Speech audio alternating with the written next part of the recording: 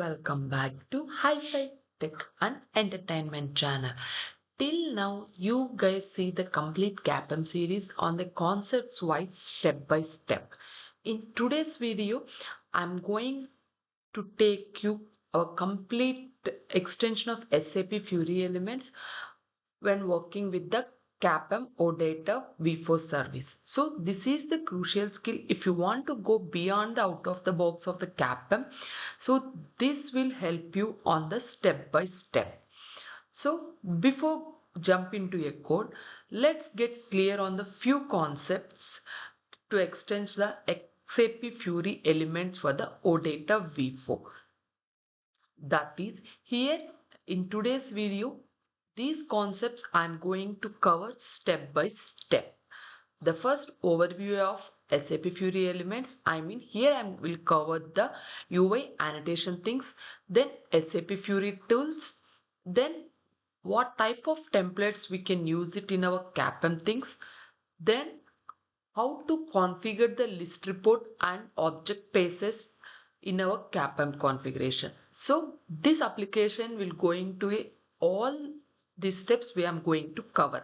Next, how to examine the action availability on the list reports and how to configure the content of the table columns and how to use the multiple views to the list report and how to add the header area on our object pages and also dynamic field control and validating the UI user inputs to the object page and how to use the flexible programming model for the SAP Fiori elements of the OData and also the navigation concepts of our CAPM.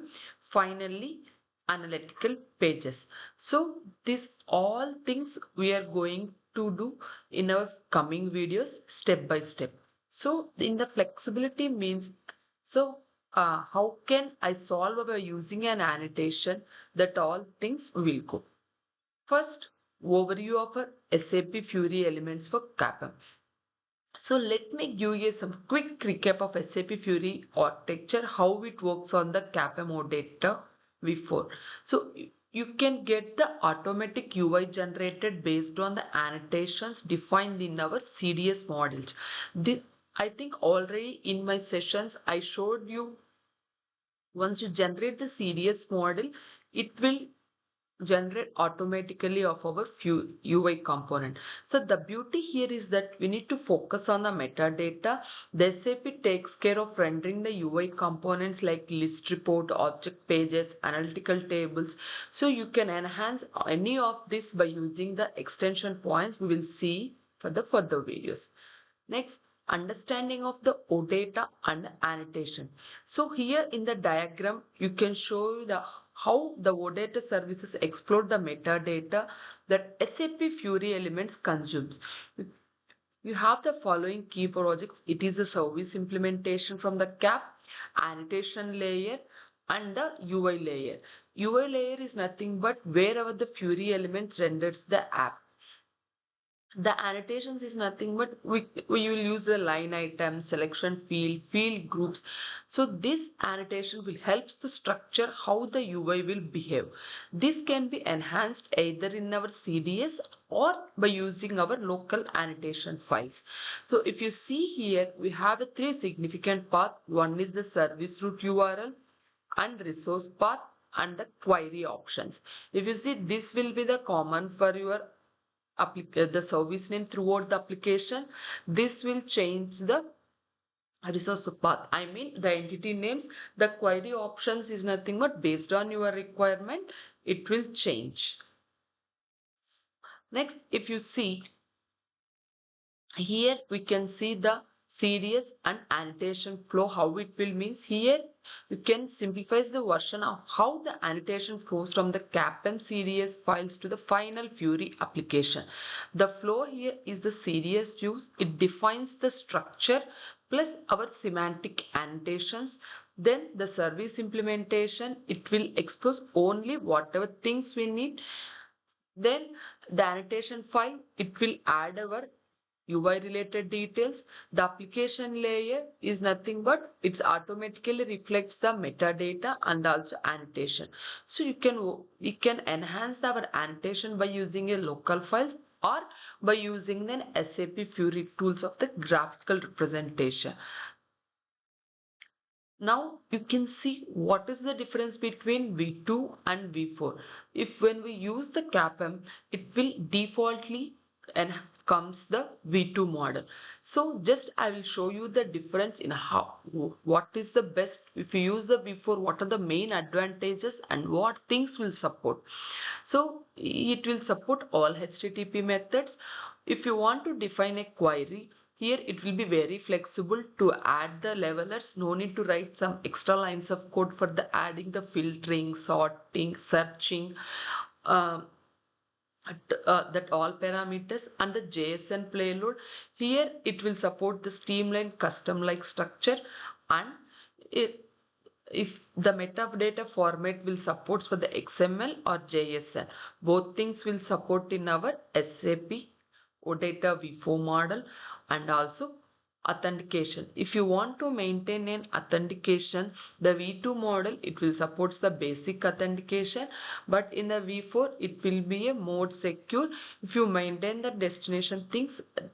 And also the authentication security things, it will maintain all more secure when compared to our V2. And the action implementations and also the function implementations. In the action implementations, uh, in V2 model it won't support, but when it comes to the V4 it will support of our action implementation. The functions means it will support both V2 and also the V4.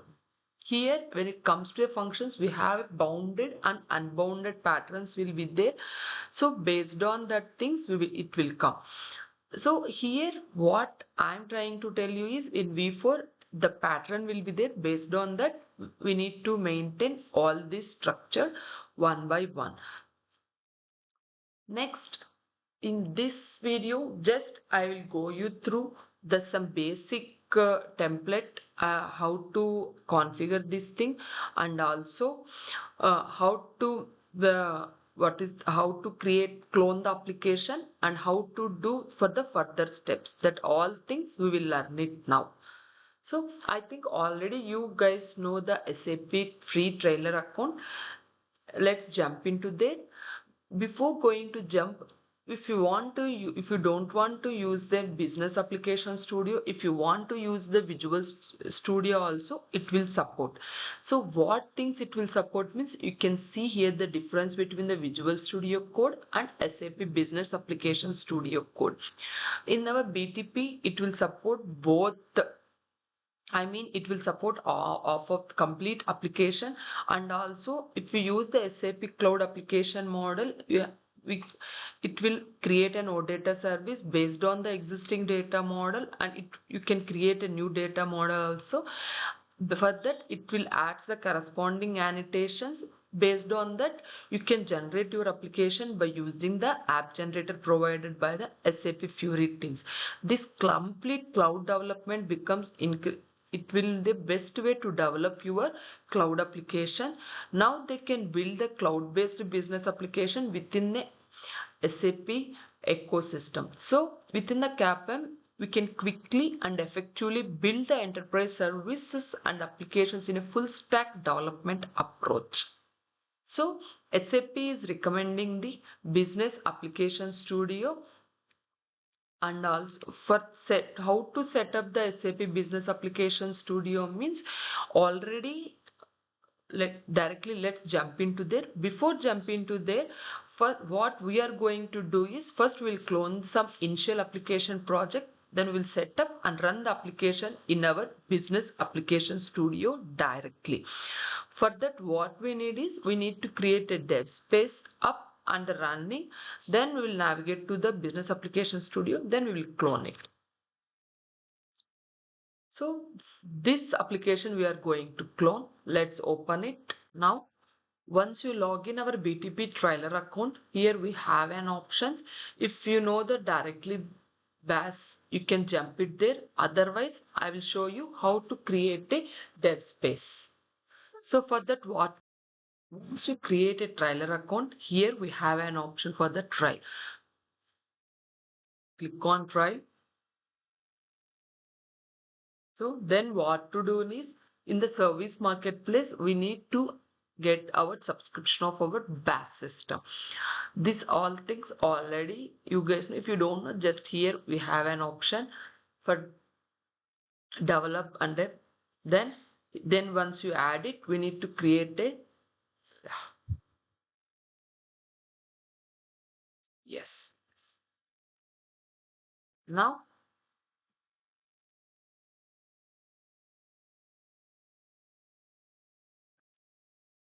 already I created. Once you created, the application will jump in the whatever the subscription, we can see it in our instance and subscription section. So then we need to select it. Then what it will open is, it will open the dev space. Here we are going to create of our dev space thing.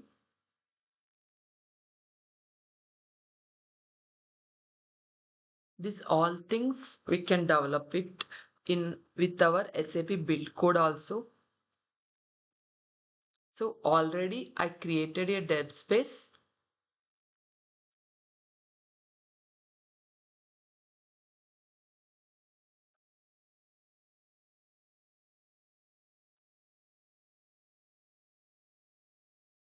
Here, if you see, already I created multiple dev spaces. If you want to create directly, click on. If you want to add this application to a dev space, we can do it. Otherwise, create. We need to choose a project from the template. Click on. I want to develop a full stack. Full. Now I am going to develop a Node.js CAPM application next.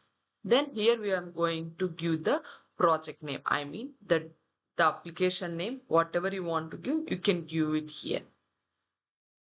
Then once you give it here, it will directly open to our BAS system. Otherwise, if you don't want to do all this prototype and nothing, then what we can do is directly you can jump to your dev space manager. Where you will get is, here we have an option, then directly click on the dev space manager. So what it will do is, there here will create the dev space instead of there. The two ways are same. Now already one dev space I created, the CAPM, just I'm running that.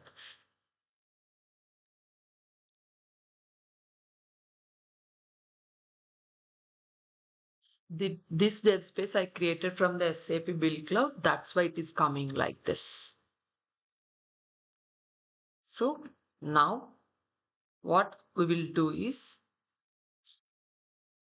first we'll clone the project. For that, already I'll share you this URL with you. This is just some sample application of the CAPM application. We'll take this application. From this, we will generate a new things. I mean, whatever things I explained you, right? SAP Fiori templates, actions, that all things I will explain you in the step by step of our coming videos. Just to clone this, what we have to do is go here, view, command palette, git clone. Then it will ask you the URL. Just copy this and maintain that.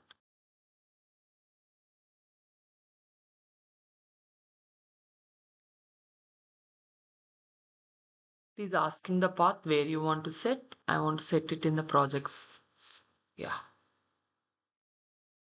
So I want to open this in a new window. Directly, if you see, I maintain that application in the projects. Within the project, multiple things, multiple applications will be there, right? I want to open this application separately. That's why I choose this.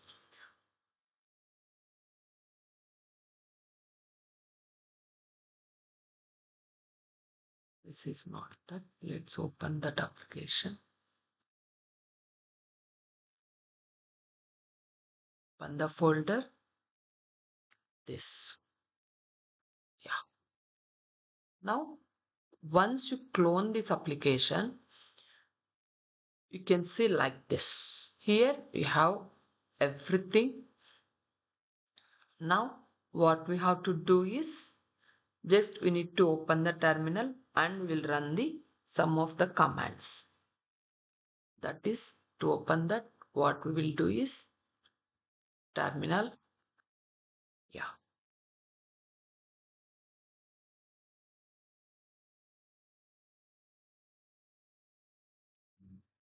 In case if you don't know from the command palette how to open, we can use Control Shift P, means automatically the command palette will open. Then we need to execute a command git checkout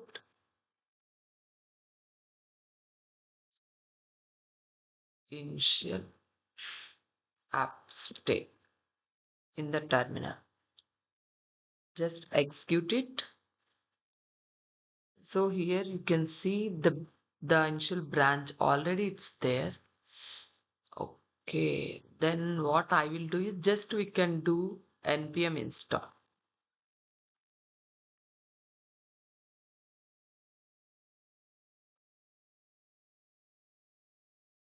So what it will do is this will install the all dependencies of the package that are listed in our package.jsn, and this all things it will install, and also the package log.jsn file into a new folder called the node module folder. It will generate it here with the root of our project. So then to run the application, what to do?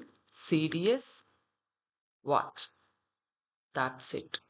Now if you see all the files, everything is loaded. So before running the application, just I will show you what things is there here. So within the domain model here, define some entities. These are the multiple entities defined it here. So if you see that the folder step by step, I will share you this git URL to you. You can see what entities is there and what is the properties maintained. Everything we can see it here. And if you jump into the SRV file, here we maintain separate. One is the main and one is the test. So within that we are, sorry, not this, travel service.cds. So here we maintain the complete service names and what are the parameters you want to execute, that all things we can see it here. Now what I will do is just go it here, and if you want to run the application, we can select it here, travel underscore process web app. Now what it will do is the Fiori application will open. So it will load the application from the browser. So here you can see the application is loaded. So if you remember in my CAPM series already I've showed you how to maintain the tables, entity sets, this all things, how to create it from the domain model already I showed you, and where we need to maintain the test data means within the data folder. So if you see all these test files is here, and within our master data, we can see all our entities. When I run the application, you can see here. Just if you click on go, currently there is no data.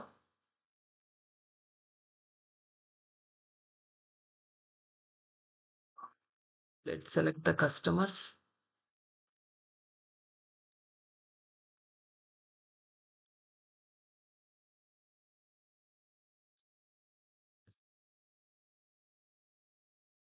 Let's see the chart. We have, yeah. Yes. So that's how this all data, how it's fetched means based on our domain model of the CSV files.